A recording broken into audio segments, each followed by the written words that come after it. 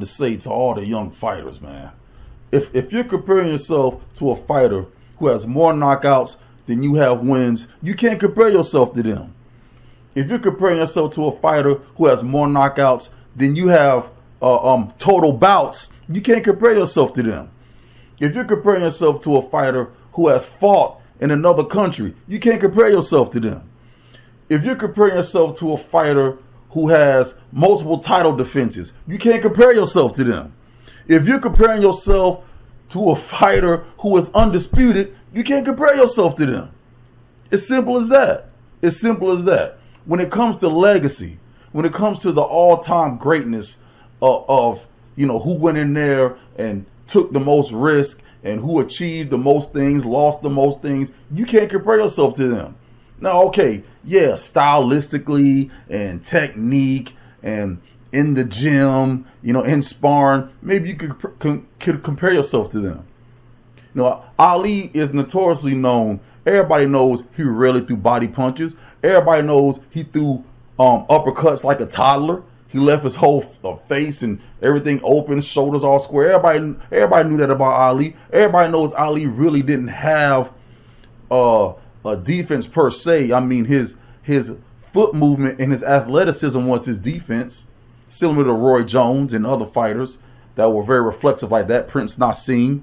But everybody knows Ali's had a lot of flaws technique wise when it comes to the X's and O's of technical boxing.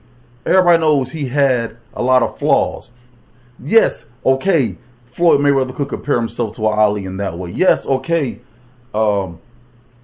Andre Ward could compare himself to, let's say, what's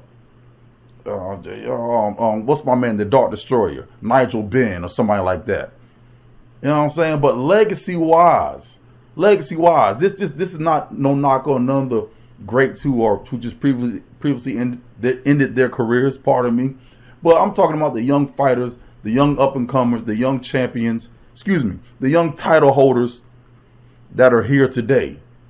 All right, you just keep the legends, the all-time greats names out your mouth, man. It's very disrespectful, in my opinion, and a disrespect in the sport because you have nowhere near taking the risk.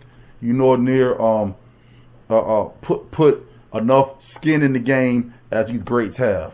You ain't even been undisputed. All right, you ain't even been undisputed, dog. Yeah, the money's great, man, but the money is fleeting.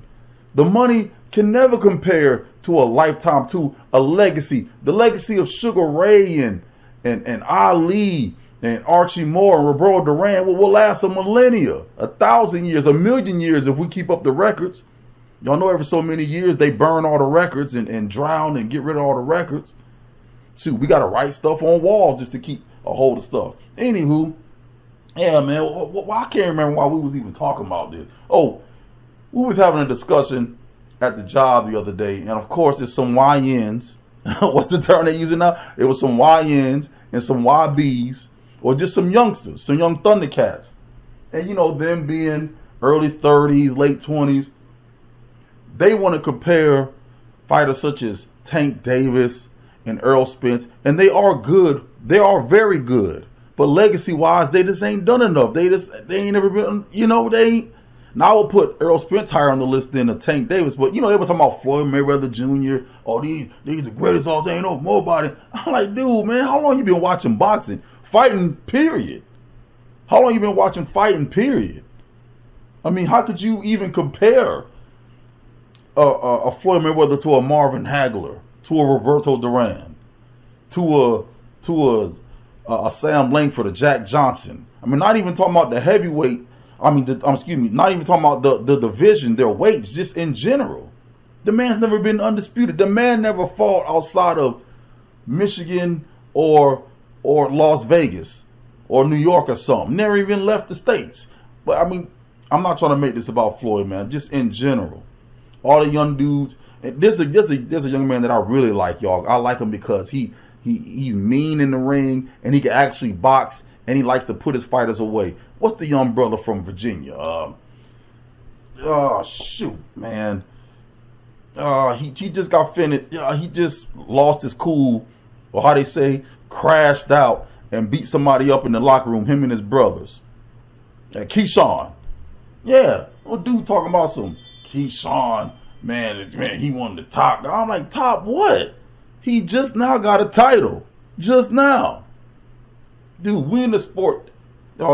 This is the hurt business. Okay? This is pugilism.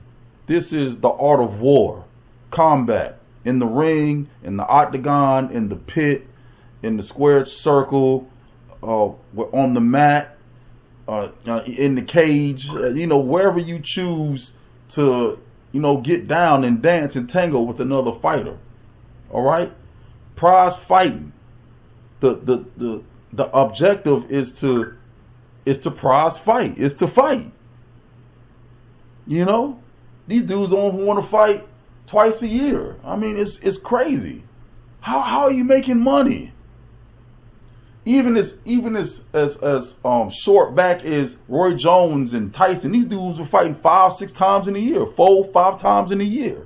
And oh Lord, don't talk about the fighters from the golden era in the 40s, 50s, 60s, and even before then. These dudes, you might have had 10, 12 fights in a year, 9 fights in a year. They're not active enough. And and because of their ill consistency, I can't compare them to the greats.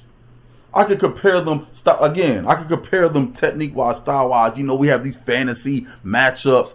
But dude, do you really think a man with 35 total professional bouts has the grit, has the tenacity to go up against a man with over 100 bouts for a 15-round dance, 18-round dance, or until somebody gets knocked out? I don't think they can do it.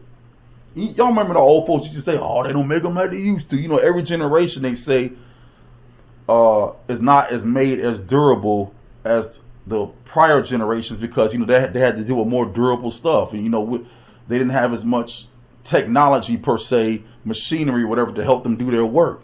Now, granted, the recent generations might have lost out on the durability and the natural toughness and the natural not longevity, because they were worn a lot back then. Just the natural raw toughness, the natural brute, animalistic, God-given, Now the most recent generations might not be born with that, but we make up for it with technology, maybe our minds, our connectivity. We're not worn as much physically. I don't know. We got to delve into that topic another time. But the thesis statement of this video is you not nowhere near as great as a man that's got more knockouts, that has more knockouts than you have total bouts, more knockouts than you have total wins. All right, there's no comparison. And as to the little young fellas, we was I guess not debating but discussing with today, because I used to get heated with these boxing discussions, but I can't do it no more, y'all. I can't do it no more because a lot of folks just don't know that they're not in it deep like how we are with this boxing. All right, but I'm gonna get off your line. All right, just a quick little rant. Much love, peace, prosperity. Stay diligent, stay vigilant. Bow down at the foot of the mattress, man. Y'all disrespectful. Bow down. While on the flip side. What's up, Coach Cole? What's up, Ma? What's up, JP? Everybody back at the field quarter. Great guards. Everybody doing it up. Field number 1, baby.